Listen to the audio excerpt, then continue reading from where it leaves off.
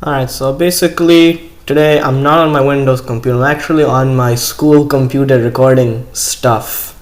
But anyway, so today, so I have a new project now. It's basically to build an accelerometer using a JavaScript, accelerometer, API, sensor API, something, I don't know, it exposes something. So, I mean, overall code for that should not be too bad, but I decided to create a fun looking gauge, I guess. A fun looking accelerometer dial. So decided to just make a video about that because I think it's pretty cool in my opinion.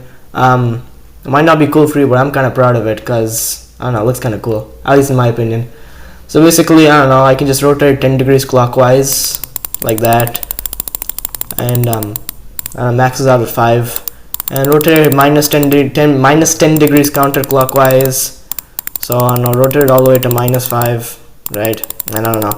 So dial kind of functional, dimension, and I need to sort all that out. But kind of a fun looking dial, and that's basically it. Fall for more things, I guess. I think acceleration is going to be in meters per second squared, might be in g-force, I don't know.